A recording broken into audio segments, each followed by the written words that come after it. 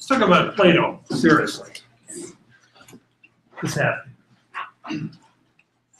So Plato is considered to be sort of the first major philosopher. Obviously, there were the pre-Socratics who preceded him, but most of them we have very scanty records of what they said, let alone what they wrote. It's actually Aristotle, who we'll be looking at later, who, you know, is the repository for a lot of the alleged sayings of the pre-Socratics. The pre-Socratics their philosophical legacy is contained primarily in what are called fragments. So that's why we don't really extensively study the pre-Socratics unless you're a Greek scholar and know all the languages and get all of the archaeology and the history and textual analysis, the kind of thing we do with the Bible. There are no pre-Socratic churches that I'm aware of. There are no fire cults. Apparently Heraclitus liked to gather around the fire. And people would come in to visit him, and he would just point to the fire and say, "Here two are gods." Maybe I shouldn't speak so loudly because it's Seattle and somebody may get an idea and start something here. Anyway, that's why we're going to spend a little bit of time with them. Though they are a fascinating source, you might say. They are the true ideal of Western thought and how Western thought shaped itself. You read the philosophy of Heidegger, who we'll be looking at in philosophy too, and Heidegger is in some ways fascinated and obsessed with pre-Socratics. He thinks there is some kind of pre-philosophical understanding of the nature of the world.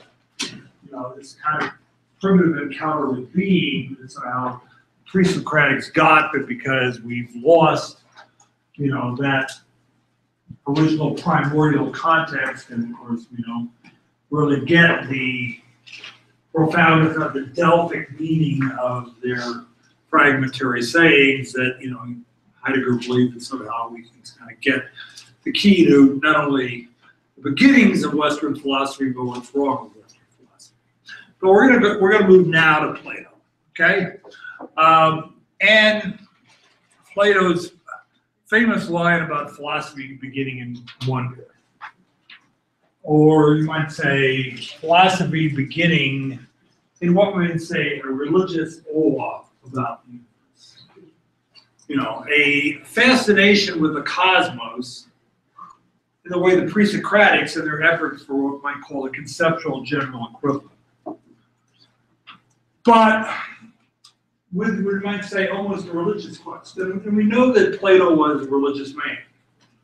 Or he was religious not in the way that we would understand religious, but he was schooled in the mystery religions, which were sort of elite religions of the ancient Greece. You might say the mysteries were the Episcopalianism of ancient Athenian Greek culture. And we find, if you know what little we know about the mysteries, because obviously the mysteries are exactly that. The mysteries, you couldn't say anything about them. If you did say something, it could be your life, just like in all secret societies or cohort orders. Nothing conspiratorial about this in a political sense so much as that the idea, which is a very old idea, probably goes back to Paleolithic times, that if you really truly experience the divine in all its intimacy, you shouldn't say anything about it because you're going to somehow blaspheme the mystery. So it has to be guarded. It has to be a kind of coded way of talking. And there's strong evidence that Platonic philosophy in some ways is an effort to try to sort of slowly bring out the visions, the secrets, the mysteries in a way whereby logos can now take on the form of public discourse, and it takes on the form of a new kind of esotericism, which becomes academicism, which becomes philosophy. Now, I've taught this course before. It's the first time I have to say we've used the PHAEDO. In the past, we used the symposium. The symposium is fun to read, you know, because it's the word Greek word symposium literally means drinking together. It's about a banquet, and it's about a bunch of drunk guys getting together and, you know, doing things what, you know, you would do at a kind of drunken party. Except, you know, in the Greek tradition, it was all male, and you know, obviously there was male sexuality, pederasty involved with it. This is part of the genesis of what we might call the Greek philosophical ethos. So I don't want to go into that. This is a separate issue. But I thought we would deal with the PHAEDO, because in some ways the PHAEDO is more like the sort of background text for Christian philosophy.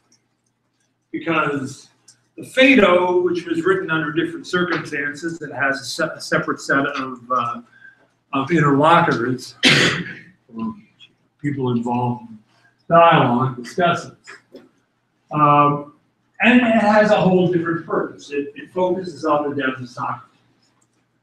And so, one of you was talking with me at lunch about grief and, you know, the handling of grief and the philosophical importance of knowing how to deal with grief and counsel on grief. And so the PHAEDO is, in certain respects, a philosophy that is born of grief. Grief of the death of the teacher. The teacher who dared to question all and knew nothing himself, the one who was the gadfly of Athens, the one who didn't develop philosophy as system, but philosophy as, you might say, a ethos of questioning. An ethos which Heidegger would later say was really what the heart of philosophy is all about. It's the piety. That's what he called it. That's what he says. Philosophy is questioning, and questioning is the piety. So that goes back to Socrates. And with Socrates, we have something called the dialectic. The dialectic, of course, comes from the word logos that we were talking about last time. So a dialectic is a dialogos. It's a back and forth between discussants, or somewhere is trying to come to some understanding, some mutual clarity, some reciprocal sense of what these words that we tend to throw around, like justice, truth, beauty, goodness, you know, everything we value. In other words, as Nietzsche correctly discerned, they're ultimately disputes over value. So it's Nietzsche's great insight that epistemology and axiology, or the theory of value, were really inseparable from each other. So the question is, why did Plato write in dialogues? Why didn't he just, you know, lay it out as a system? Why didn't he just say, okay, these are my views on what the nature of things were about? Why did he couch his philosophy in a set of what are obviously fictional and quasi-fictional dialogue that may be based on sort of real conversations that they've been reconstructed? Something we still do very much today. The dialogue form in Western philosophy was pretty prevalent up until the 19th century. So why the dialogical nature of the search for truth? Well, Socrates, wasn't he looking for someone who was asking questions like he was? It's like, right. You can take questioning seriously, because what is question? Questioning is, I don't say, okay, you know, why is there something wrong with nothing? Just consider that, forget it, let's move on. You know, obviously, I throw that out to you because I'm trying to provoke something, right? How many of you are psychological practitioners in some professional at all? Or how many of you aspire to be something like that? Do that for a living? And so, I mean, you'll be immersed in dialogical approaches, right? You know, when you're trying to get somebody to talk, and you're trying to, but is the goal, right? You try to get them to speak the truth or be true to themselves. And your truth. In some ways, this is the nature of the relationship between the analyst with the therapist and the client. The nature of that is, in some ways, is coming to truth. It's coming to the truth, which is always, as Martin Buber says, in the space of the between. He says it's the fiery logos in the way Heraclitus understood it, but it's the fire always leaps between combustible forms of timber. You know, I mean, there would be no fire if fire didn't burn through, if fire didn't jump from one burnable object to another burnable object. So in some ways, the fiery logos, the very nature of logos is dialogical and dialectical, meaning every time the fire leaps, every time it goes from one interlocutor to another, there is something that is both consumed and transformed at the same time. And there's this transformative internal process of language, which makes philosophical dialectic, which Socrates first invented in the conversational venue of the agora, the ancient Greek Athenian marketplace. People would gather together to talk in the same way they gather together in cafes and downtown. You get that it is this sharing of conversation. In asking questions which provoke more questions, not like, okay, before the hour is up, after 2 beers, we all have to come to agreement is what the nature of the truth is. We don't do that, right? We would consider that to be untrue. Because in some ways, being is always in process. Okay, so here's the question. Is this philosophy or religion? Is this spirituality? What term is it?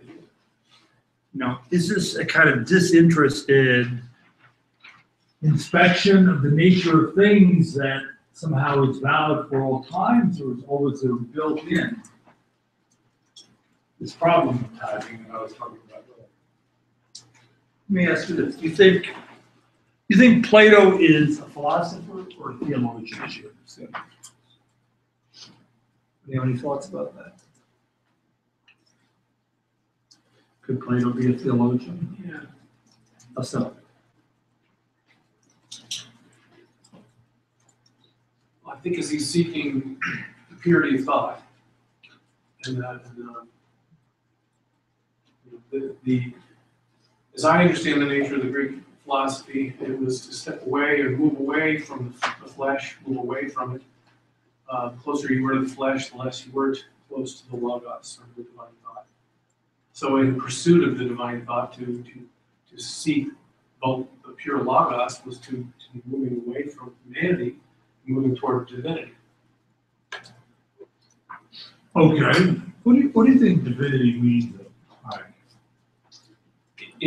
I didn't hear the whole. What do you think divinity means in Platonic context? I think the divinity was not a God, but that pure thought, pure reason, pure purity of thought was a non-personified divine.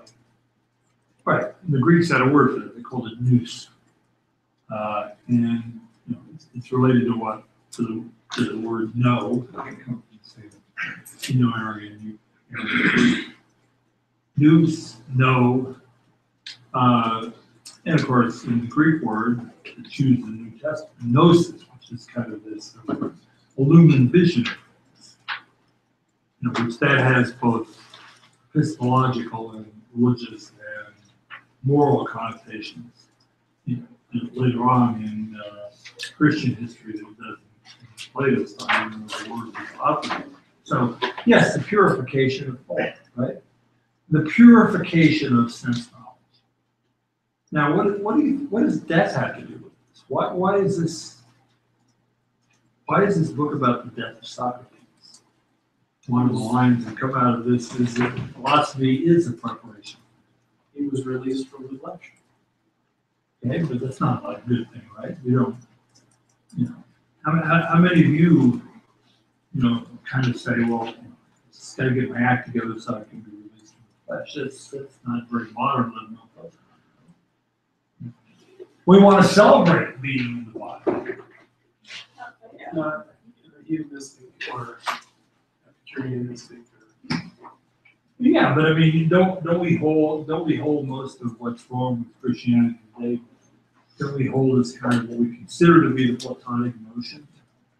This is all about world denial. This is all about, the suspicion of the body, which leads to the suspicion of women, which leads to misogyny, which leads to, Suspicion of the sexual molestation of little boys by Catholic priests. Yes? Can we just blame it on Plato? I mean, wasn't this a misstep? In an honesty, it's fault. Yeah, well, it's actually, you can probably go back a little further. It's Pythagoras. Yeah. Pythagoras was a really weird dude, and he really did found his own cult, I mean, can you imagine going to a summer camp where all you do is meditate on numbers and, eat vegetables? That's what kind of Pythagorean. The word, which all of these, what I call disciplinary philosophies have in common from the Greek, the word, which you've heard, that's an English word, is catharsis. What is a catharsis?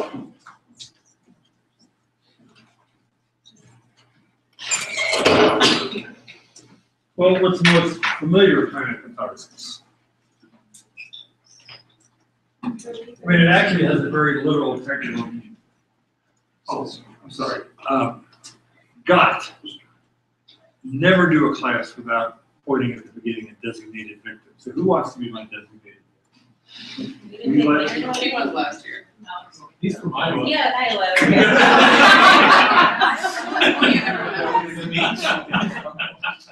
There. Oh, there we go. So, using the Wikipedia method of ostensive definition, catharsis means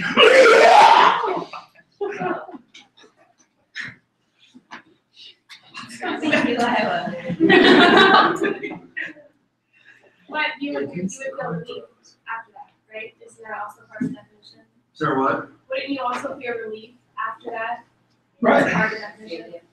So when I went, but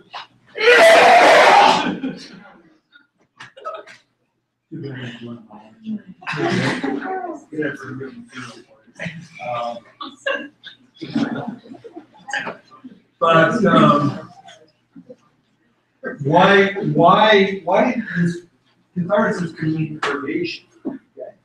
Does that mean it's getting rid of a pathology? Does purification imply a prior pathology?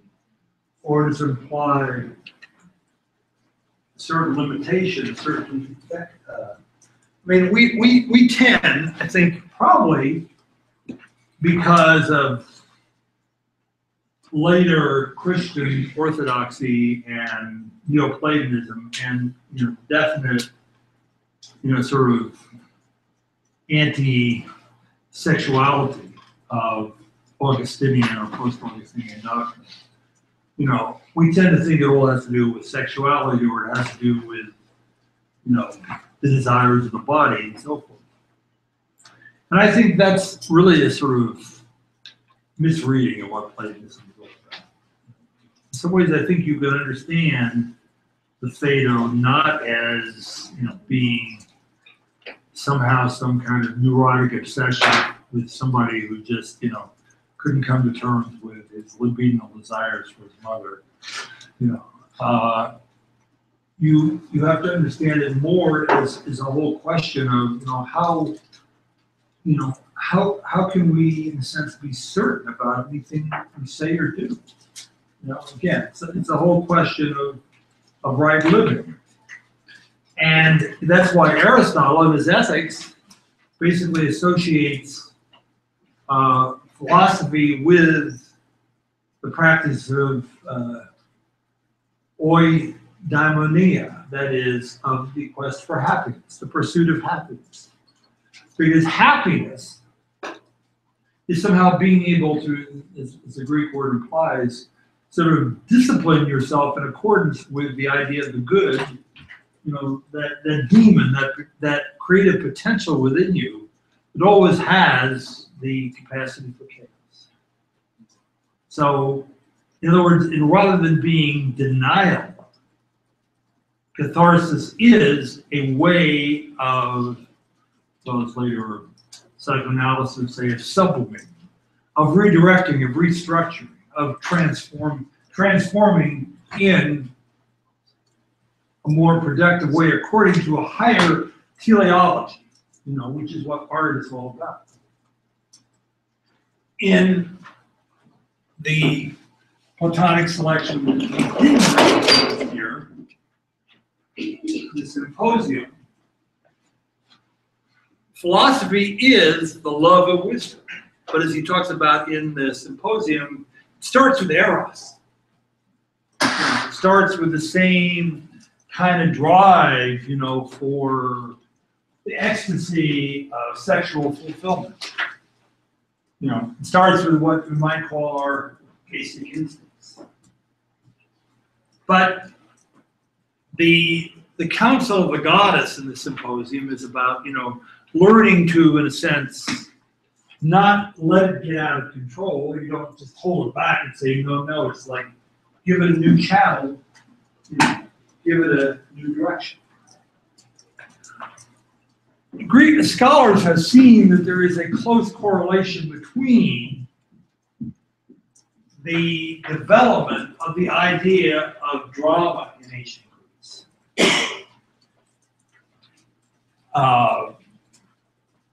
Or Greek tragedy. Remember the word Greek, the word tragedy comes from the word tragos, which means a goat. You say, so what's this got to do with goats? But you have any idea?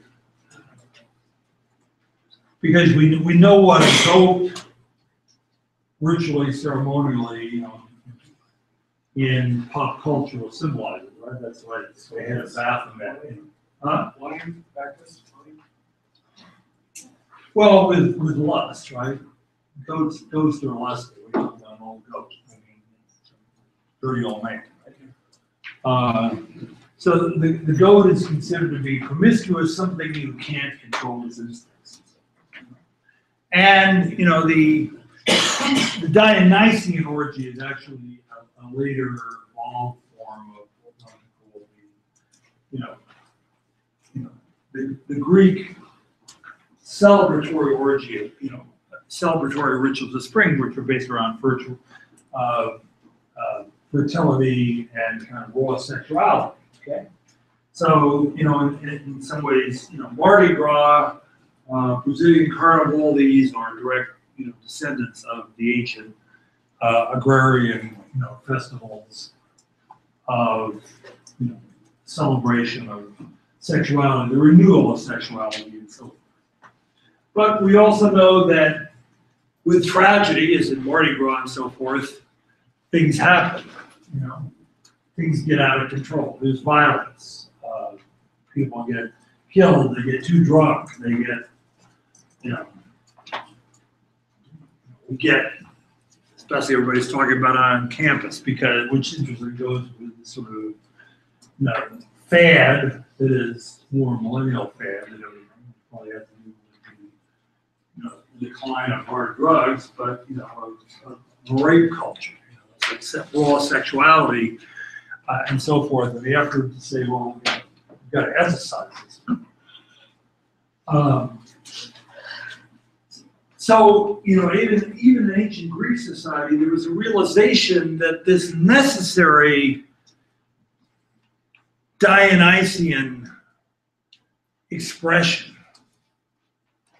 of what women call our genuine primordial organic nature is, has left to its own devices and so forth. It may be a form of release, but it's also retrogressive. It's circular. It doesn't go anywhere.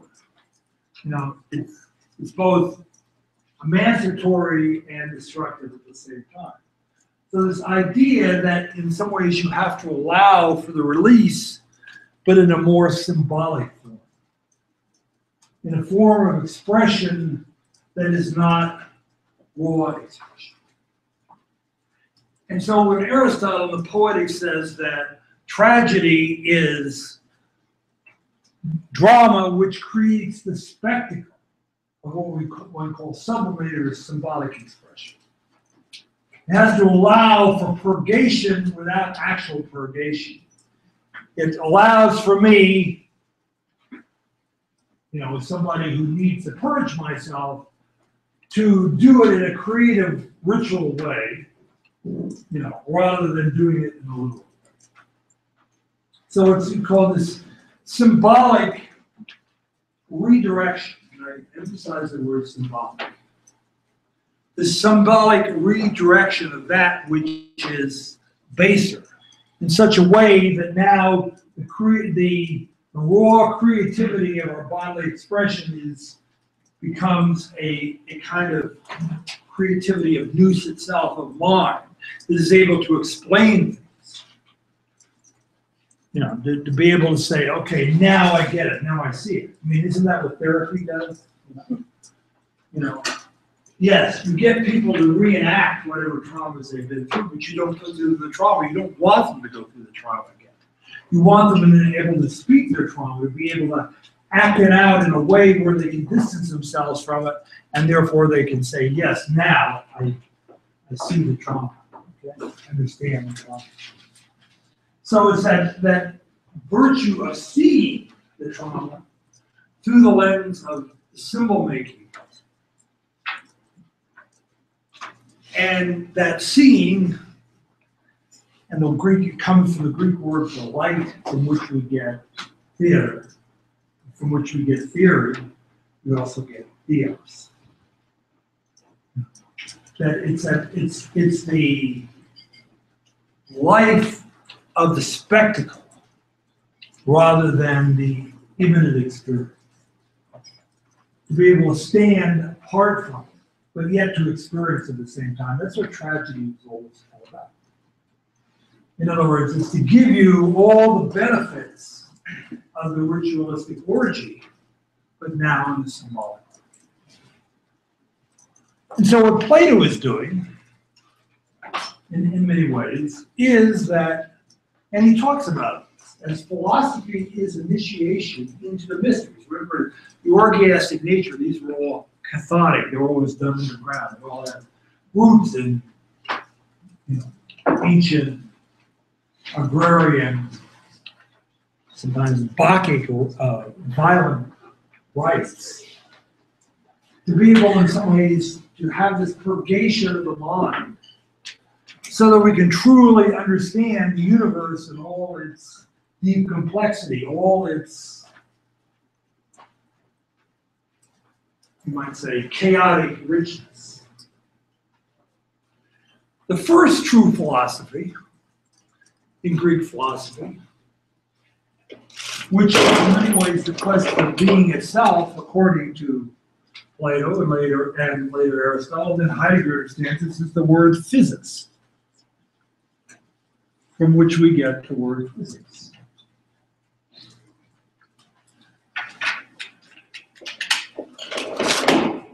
And from which we get the word metaphysics. We are looking for the IT, not the causes of why nature operates the way it is, but we're looking at the kind of generative principles for nature as we experience it, and being able to somehow conceptually and ritually relive those generative experiences. And that's what philosophy is.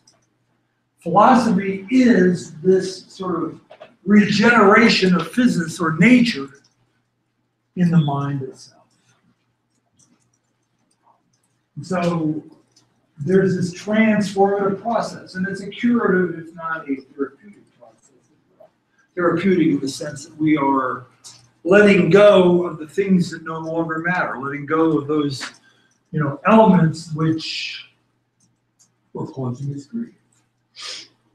Now, okay, it's a little bit abstract, but in some ways I'm giving you all this kind of, metaphoric play right now,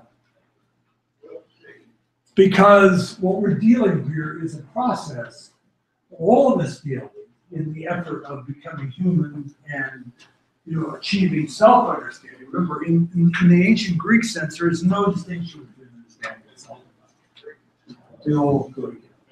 This notion of a psychology apart from a physiology would be totally alien to the Greeks. What we're talking about is the process of abstraction. Now, what is abstraction? I have a question about what you last said. Okay. Psychology and physiology, what did you say? Physiology. Physics. I'd say. Sure. But Platonic thought a lot of it was mind and body separate, right? Or Well, that's kind of the cliche about Platonism. And yes, it's there, but are they separate or are they separated? Okay, they're just working with one or the other. Well, I think that's the Cartesian move that comes many years later. Now, the Covenanters, and we'll be talking about that later. But is Plato really saying that in the Phaedo, is mind and body are separate? You think he's really saying that? Yes. It seems like what you're asking or what you're presenting is the idea of funneling the experiences of the body through the mind, in a sense, and making it abstract and arriving at. Or abstracting from. Remember, abstraction is always something that's derived. Right. It comes from the word to draw out of abstract. So then the body is abstracting with the mind that which the body is experiencing. Right. Well, this is why somebody brought up Hegel. Last hour, somebody. That's what the genius of the Hegelian philosophy is. So that's why Hegel is one first to really, I think, philosophically articulate not only the meaning but the importance of what's involved in dialectic. Because Hegel's whole question, whole program is that we always start thinking abstractly. These are concepts, but in some ways, an abstraction makes no sense, unless it somehow is concretized through experience. Okay, so to be able to stand back, be able to see at a distance. That's what the whole idea of theater, theory, theos, that's what, to be able to see at a distance. Be able to experience not in media res, but able to experience as a spectator. But as a spectator who's always involved. I think we tend to think spectating is passive. But even in Greek tragedy, the spectator was always involved. And that's why you have notions of theater that get developed in the modern way, particularly like Anton Toad's whole notion of theater of cruelty. He says that, the theater and the stage, really should not be separated because they're basically, it is the staging that goes on, which is the staging of our experience. And once we realize it's the staging of our experience, the experience has to continue beyond the stage, or he says a true play is one where the actors join the audience, so they go out on the street and start a revolution. So we have to understand that there is this theatrical nature intellectual experience, in that we are, in a sense, trying to give it a logos that captures. We're trying to give a logos that is dramatically present within it. You know, we're trying to somehow recreate a higher order of experience. And of course, we know what good teaching is, and we know what good oratory is. Good oratory is not just saying the right things. It has an affect. Good therapy always has the element of affect. You know, if you're a good therapist, what's the first condition for being, productive therapist? What kind of relationship to your client or patient do you have to have? Huh? Secure to be that.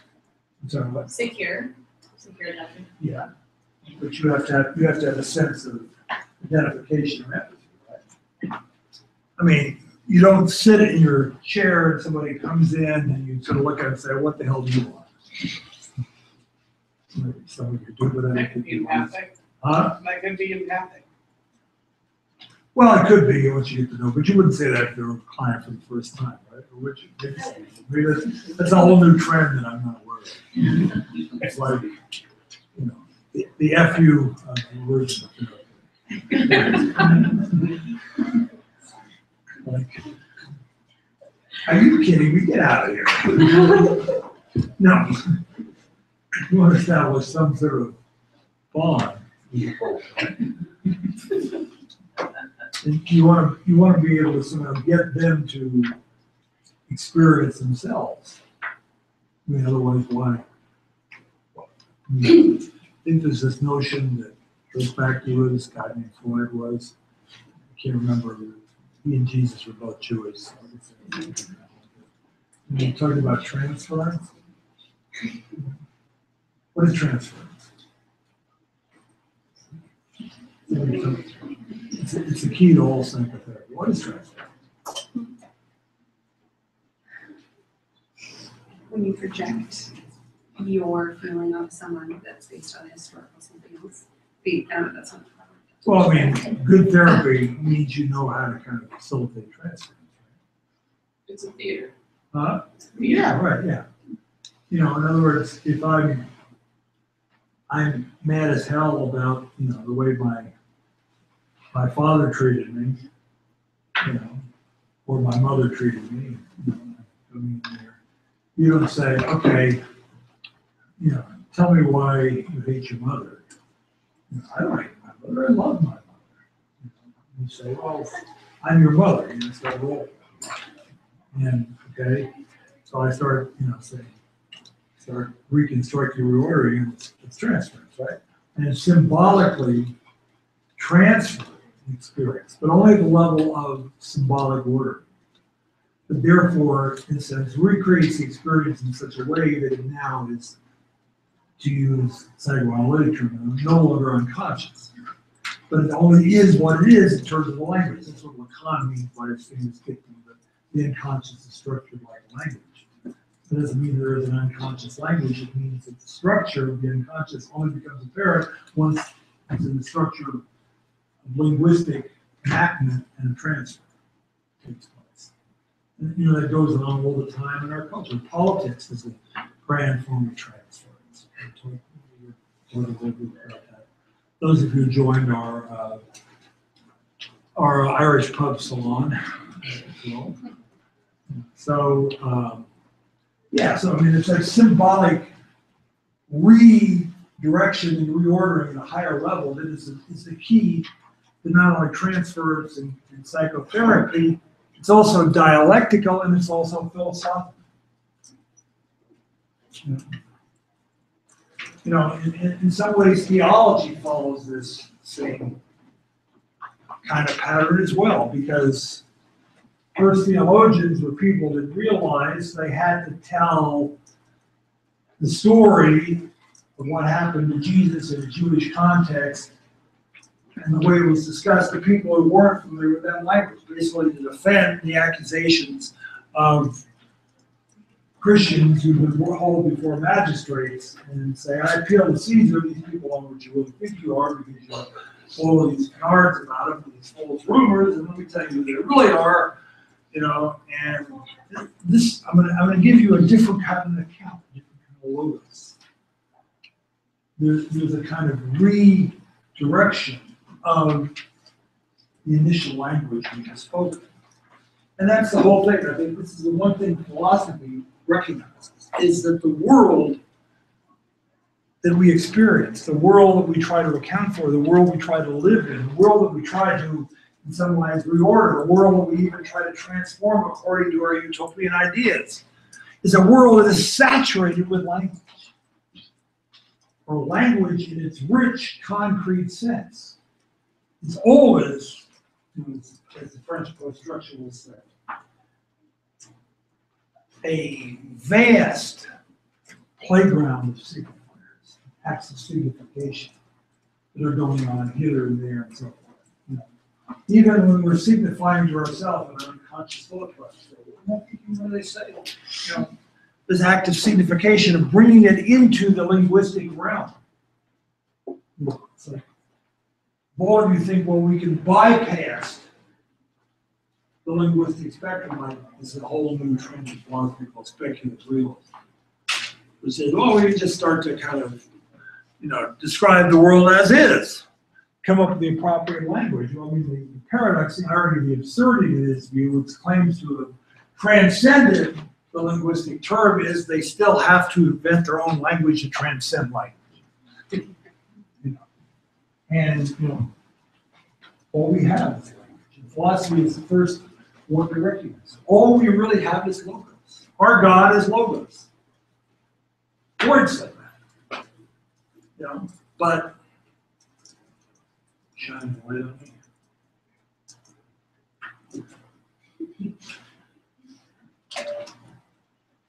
Yes.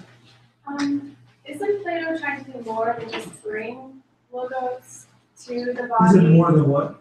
Isn't he trying to do more than just bring logos to the body or into culture?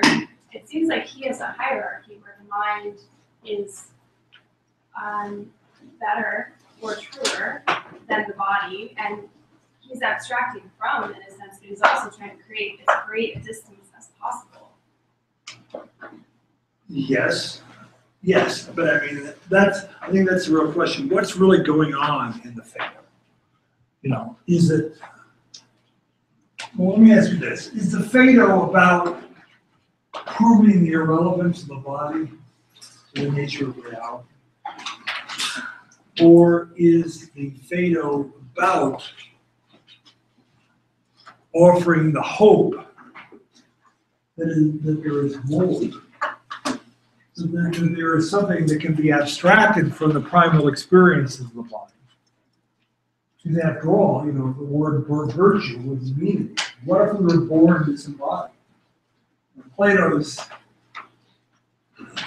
it's a question where he got this doctrine. You know, was it an import from the Far East that sort of found its way along the trade routes in the Hellas? But he's talking about metempsychosis or reincarnation. Why would he talk about reincarnation if the body is irrelevant?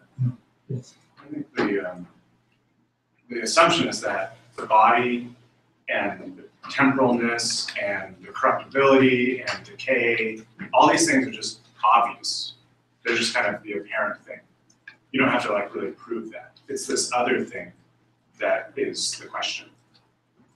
I think that's what kind of ends up creating the division between the two. That one is just really obvious. Like, yeah, of course, like we see death all around us. That happens all the time. But is there this eternal thing also? Is that actually a thing or not? That's what I think sparks the. Or is it also an attempt, I mean, even the distance you're talking about, like that creates a theater. That too becomes a spectacle, a way of perspectivizing is the mind and the body separation, an attempt to actually get it both. That you created a dialectic. You created another dialectic within the person as well as between you and I as we talk. Right. Is that his goal? He's bringing us again to the limits of the body and the limits of the mind, and that they can bear upon each other. I think one of the most interesting things about the PHAEDO, which is in some ways an effort to try to provide what I call a founding myth of philosophy, just like the Passion of the Christ, the founding story of Christianity. But again, there's another dialogue that kind of leads up to this. It's the Apology, which Socrates gives an account of his life. Before the tribunal, he was sentencing to death. So he's basically saying there's a higher calling here in use of the dialectic. He's not just, as he's accused, of corrupting the minds of the youth, but in some ways he's training these minds for something that has not been visioned or glimpsed before. In other words, he's training the minds to do what the minds are really meant to do. This is not Egyptian monasticism where, it's all about, in some ways, getting through life, putting up what we have to so the soul can be released to eternal bliss. Socrates doesn't recommend suicide for everybody, so you can get on to where he's been. He's, it's basically, in some ways, it is like Jesus confronting his disciples. Later on, the Messiah has to die. The Messiah has to die, right? The body has to die. Socrates is not afraid of it. In some ways, he sees that's where philosophy is leading. Philosophy is leading this transcendence of the perishability of death. Because after all, the quest for truth, which is what the dialectic would be, would mean nothing for a world that just sort of vanish at the end of life. So when he says philosophy is getting ready for death, which is what he means in Apology, that getting ready, that preparation is about training the mind for what the mind is really about. It's like death is a kind of final examination of this kind of temple of vision. Of course, good to a modern thinker like Heidegger, Being Time, which revolutionized all 20th century philosophy, and still, upending and putting philosophy in a whole new key today. Basically, what Being in Time says is that we have to go back to this, what being in the world, which is a being in death, which is facing the possibility of having no more possibilities than once, in the sense, learning somehow how to experience the meaning of all this, which is what philosophy is, which is a meditation on the meaning of being. The meaning of being is what philosophy is. That's what Aristotle will later talk about as the kind of ultimate metaphysical question. But there's always an ethical dimension that, because it goes back earlier to how we should live our life. And not how we should live our life, and what should we live our life for. All right, so we're going to stop right here. We're going to do one thing I do every day. We got started a little bit late, and probably not going to finish with Aristotle. One day we have to deal with two philosophers in the schedule, and I'm kind of thinking we're going to deal with Aristotle tomorrow. So if you already read Aristotle, you can take it to bed with you, sleep on it a little more. Probably do a lot. We do Aristotle.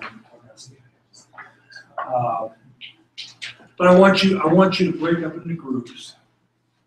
When you've been in class, now we do this. I'll give you a little time together to ask yourself questions and come back. So I think we'll just, since we got quite a few people here, why don't we do it by table? So this is a group, this is a group, this is a group, this is a small table, so why don't you join this group? You're a group, you're a group. And we'll come back, it's almost 3, we'll come back at 4. And I want you to spend the next hour talking, over the text. I want each one of you to find a text and assign reading. Okay? And I want you to problematize that text and say, I think this text is raising issues about what Plato is really up to. Why is it raising these issues? Yeah. And you can have whatever kind of narrative you want. Find a text. Some of you have the edition I assigned, some of you have the edition I actually have two editions. So whatever page reference you're making, you know, you can test copies. Those editions are changing all the time. So look at the text, problematize the text, and find out the one way you think what Plato is really up to. How is it showing? Okay, we'll come back to that.